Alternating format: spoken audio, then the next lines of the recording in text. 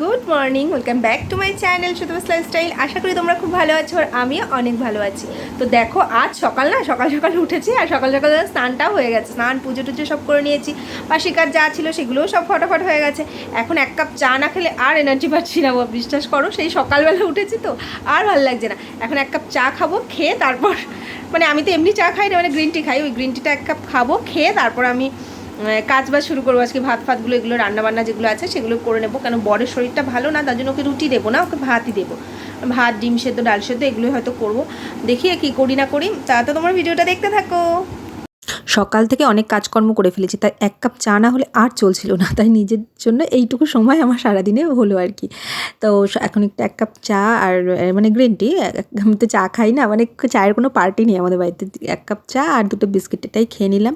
তারপর যাবো রান্নায়। এই যে দেখো রান্নায় চলে এসেছি। এখন এদিকটা ভাত হচ্ছে, ভাতটা প্রায় হয়ে এসছে, আর এদিকে ডাল সেদ্ধ আর তিনটে ডিম সেদ্ধ, মানে আমাদের তিনজনের জন্য তিনটে ডিম সেদ্ধ। রান্না বান্না আমার এখনের মতো তো হয়ে গেছে, মানে সকালে ডাল সেদ্ধ, ডিম সেদ্ধ এগুলোই করেছি। তা এখনও খাওয়া দাওয়া হয়নি, মানে আমি তো শুধু এক কাপ গ্রিন টি আর দুটো বিস্কিট খেলাম, আর কিছু খাবো না। একটা ডিম সেদ্ধ খেয়ে নেবো, আর কিছু খাবো না। ইচ্ছা করে না এখন আর, সকালের দিকে না খেতে ইচ্ছা করে না। একটু মানে চা ফা খেয়ে বিস্কুট টিস্কুট খেলেই দেবে, খিদেটা মরে যায়, আর খেতে ইচ্ছা করে না। যাই হোক, আমার ছেলে এখন মানে ঘুম থেকে উঠেছে একটু আগেই, উঠে ব্রাশ টাশ করে একটু ওই বেলের শরবত খেলো। আমার শাশুড়ি মা দিল বেলের শরবত, একটু বেলের শরবত খেলো। খেয়ে তারপরও একটু পড়লো, ওর একটু বাকি ছিল বিকালে স্যারের পড়ার একটু কাজ বাকি ছিল, ওটা করলো, করে তারপর এখন বাইরে গেল। দিয়ে এখন আমি বিছানা তুলতে এসেছি। তুমি ভাবো 11টা 15-20 বাজে, তোমরা ভাবো গাইজ আমি এখন বিছানা তুলতে এসেছি।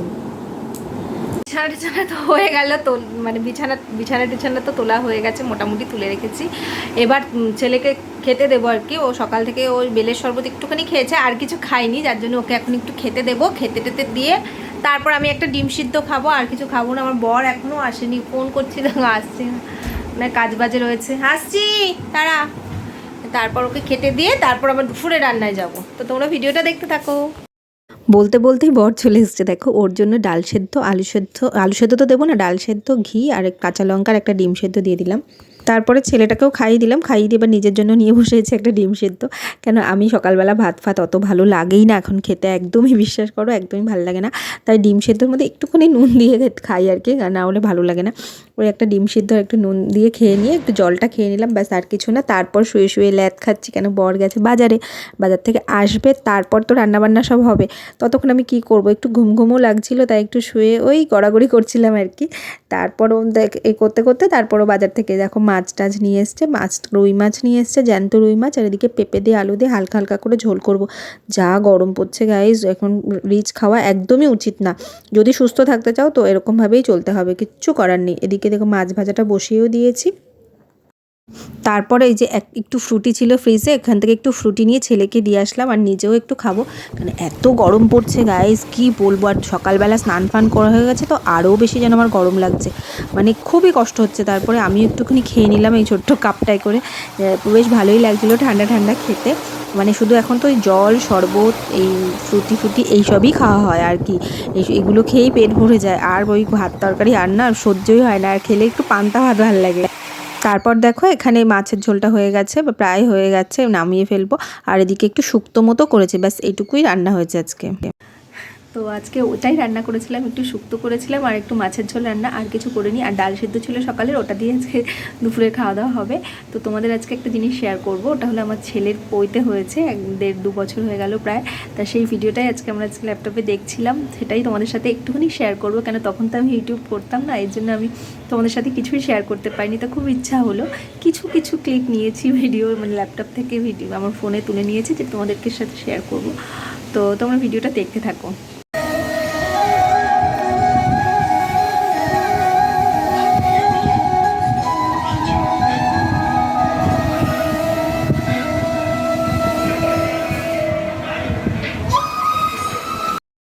এটা হলো আমার ছোটো ননদ আর আমি, দেখো কি রোগা ছিলাম। আর এই যেখানে জল ভরতে এসেছি, মানে ছোটো ছোটো ক্লিপগুলো নিয়েছি আর কি, সবটা তো আর নেওয়া যাবে না অত বড় ভিডিও। আর এখানে এই যে সবাই রোদের মধ্যে দাঁড়িয়ে আছে, ফটোশ্যুট করছে, সব জল টল দিয়েছে। আমি কি রোগা ছিলাম তখন, যে কাকে কলসি নিয়ে যাচ্ছি, মানে আমি মাকেই বলে নিতে হয় তার জন্য নিয়েছিলাম। আর এখানে এই দেখো আমার ছোট্ট কিউট ছেলে, হ্যাঁ কি ভালো লাগছে ওকে ধুতি পরে, ও মানে হাঁটতে পারছে না। আর ফটো তোলা এত অ্যালার্জি ওর কি বলবো গাইস, ও একদম ফটো তুলতে চায় না।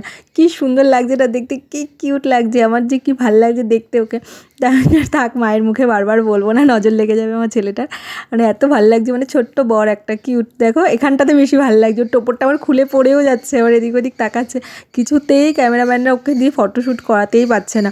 মানে সবাই বলছিল কি রে তুই একটু ফটো টটো তোল, মানে তোর জন্যই তো এগুলো সব করা। আর ও তো তুলবেই না, মানে ওর বাবার ও দুজনেই মানে ফটো তোলা এত মানে একদমই চায় না। এখানে আবার একটু হেসেছে বাবা। আর এই যে আমার বোনের মেয়ে, ওর সাথে একটু কোলে নিল, ও খুব কিউট, দেখো নাকটা কেমন করবে ওই দেখো। এত কিউট আর এত দুষ্টু। মানে এই হলে আমার ছোটো ননদ, মানে আমার ছেলের ছোটো পিসি আর কি, ওর সাথে একটু ছবি তোলা। আর এটা হলো ওর মা আর মাসি, মানে আমার মাসি শাশুড়ি আর আমার শাশুড়ি। এখানে এই যে ছেলেকে বরণ করা হচ্ছে, মানে আমি বরণ করছি ছেলেকে, গায়ে হলুদ হচ্ছে ছেলের এখানে। তারপর এখন চুল টুলগুলো কাটা হবে, মানে পুরো টাকবেল করে দেওয়া হবে আর কি। প্রথমে মাকেই তো হলুদ দিতে হয়, তাই জন্য মাকে আমি হলুদটা দিচ্ছি। তারপরে আমরা সবাই মিলে, আমার যা দুই যা আছে, ননদের যা, সবাই মিলে ওখানে ওকে ধরে আর কি কী নিয়ম ছিল ওগুলোই করা হতো। আর এখানে এই যে এসে চুলটা কেটে দিচ্ছে। এবার এই চুল কাটার পর তারপর সবাই মিলে ওকে ধরে স্নান টানগুলো করানো হবে আর কি। তা স্নান করানোর পর তারপরে এই যেখানে ভিক্ষা দিচ্ছে আমার, এটা আমার সামনে আমার মা, আর আমি এখান থেকে আমি ওখান থেকে টেনে ধরে রাখছি, কেন আবার নিয়ম আছে যে ও বনবাসে চলে যাবে এরকম একটা, কিন্তু মাকে টেনে ধরে রাখতে হবে, কি একটা নিয়ম বলছিল সেটাই করছিলাম আর কি। তো প্রচণ্ড গরম ছিল গাইস, খুব গরম ছিল মানে সেই দিন। আর তেমনি বিকালবেলা প্রচণ্ড ঝড় বৃষ্টি, বাপরে বাপ। এই যে আমি প্রথমে ওখানে ভিক্ষা দিতে হয়, সেই মাকে ফার্স্ট দিতে হয়, তারপরে অন্য সবাই পরপর দেবে। এটা হলো পৈতে মাও দিচ্ছে, দেখো সবাই মিলেই ওকে মানে ভিক্ষাং দেহি বলছে, আর সবাই এরকম দিচ্ছে, মানে যেটা যেটা নিয়ম হয় আর কি পৈতেতে আমাদের বাড়িতে, এই আর কি। আর এগুলো হলো রাতের ভিডিওটা না খুব সুন্দর হয়েছিল, মানে দিনের ছবিগুলোও খুব ভালো লাগছিলো, আর রাতের যেখানটা সাজিয়েছিল সেই জায়গাটাও খুব ভালো লাগছিলো, মানে মনে হচ্ছে কি ছেলের বিয়ে দিচ্ছে আর কি।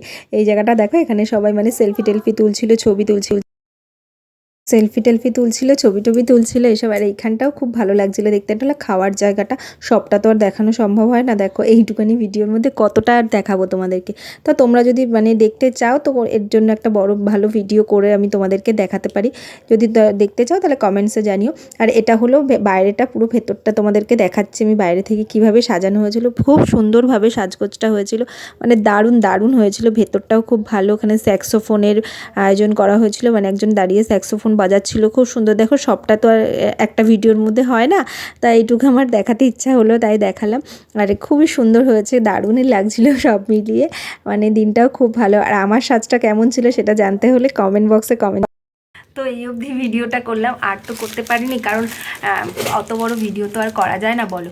এবার যাই হোক, এই অবধি হলো। দুপুরবেলা এই হয়েছিল সাজগোজ, দুপুরে কিছুই করতে পারিনি কারণ প্রচণ্ড গরম ছিল। আর শোনো, ছেলের পৈতে, সেখানে পুরো বিয়ের মতোই অনুষ্ঠান হচ্ছে, আর সমস্ত নিয়মকানুন বিয়ের মতোই হয়, যাদের পৈতে হয় আর কি, যাদের তারা জানতে পারবে যে কতটা নিয়মকানুন নিষ্ঠাভাবে করতে হয়।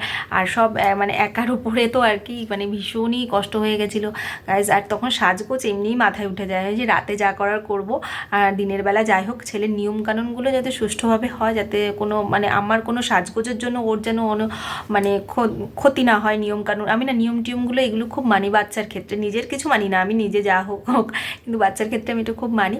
যাই হোক, এই জন্য আমি নিজে কিছু সাজ পোশাক কিচ্ছু করিনি, একটা লাল শাড়ি পরতে হয় ব্যাস, তাই পরেছি, একটা হার কানের ব্যাস, ওই অবধি কোনো সাজগোজ কিচ্ছু করিনি। যাই হোক, আমার রাতের সাজটা কেমন ছিল, রাতে একটু সাজগোজ করেছিলাম, মেকওভার করেছিলাম। যদি দেখতে চাও তোমরা অবশ্যই ভিডিওতে কমেন্ট করো যে আমি কেমন সেজেছিলাম, বা আমার ছেলে বর মানে আর যারা বাড়ির সবাই কেমন সেজেছিল, তাহলে অবশ্যই ভিডিওতে কমেন্ট করো। আমি তার জন্য একটা ভিডিও অবশ্যই তোমাদেরকে সাথে শেয়ার করব, ভিডিওটা বানিয়ে। তো যদি দেখতে চাও তোমরা, আর যদি না দেখতে চাও তাহলে আর কি করবো বলো, যদি দেখতে চাও তাহলে অবশ্যই আমি শেয়ার করব।